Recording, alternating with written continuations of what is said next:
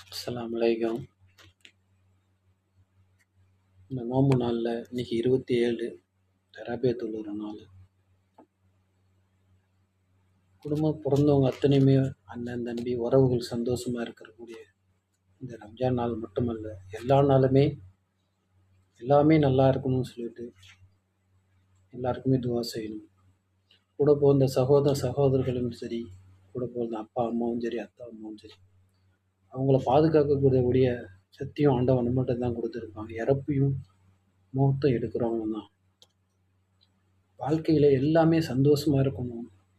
காசு இருக்கு இல்லையோ, மனதாலும் கஷ்டத்தாலும் மற்றொருத்தவங்க மனசை தூக்கி எறியாமல் பேசாமல் அண்ணன் தம்பி உறவுகளும் எல்லாம் இருக்கணும்.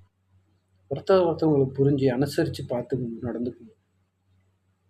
எவ்வளவோ சண்டை சச்சரவு வருது, மனசை உடையிற மாதிரி தான் பேசுகிறாங்க, மனசை உடையிற மாதிரி நடந்துக்கிறாங்க.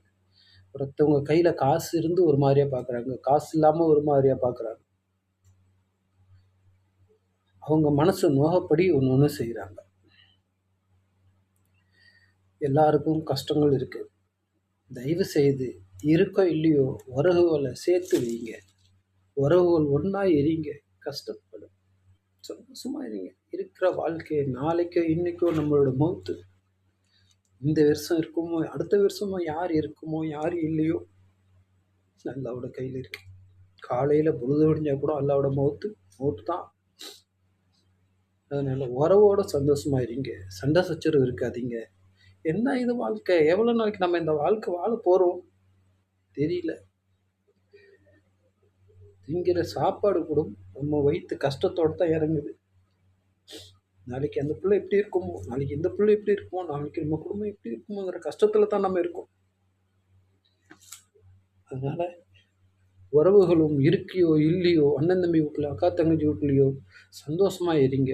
மூஞ்சி முகரையை காட்டாதீங்க. வந்தால் சந்தோஷமாக இருங்க, சந்தோஷத்தோடு இருங்க. சந்தோஷம் அது ஒன்று தான் நம்மளுக்கு உறவோடு கொண்டு போகிறது. வெறுத்து கொண்டு போகிற நாளே யாருக்கும் இல்லை. அந்த மௌத்து மட்டும் நம்மளை 4 பேர் அண்ணன் தம்பி சொந்த பந்தம் உறவுகள் தூக்கிட்டு போகல தான் அந்த சொந்தம் வரும். அதுக்கப்புறம் வராது. கையில் 10 ரூபா இருந்தால் நம்மளை மதிக்கக்கூடிய தைரியம் இருக்குது. சில பேருக்கு அது இல்லை. காசு இல்லைன்னா அண்ணன் தம்பி உறவு கூட மதிக்கிறது இல்லை. அதனால் சந்தோஷமாக இருங்க. குடும்பத்தோட அண்ணன் தம்பி எல்லாம் உறவாக இருங்க, சந்தோஷம் இருங்க. தாய் தகப்பனையும் சேர்த்து வைங்க, கஷ்டப்படுத்த விடாதீங்க.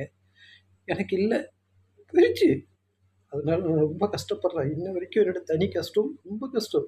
ஒவ்வொரு நாளும் என்னுடைய தாயும் தகப்பனோட நினப்பு இருக்குது. எங்கே ஆச்சரியம்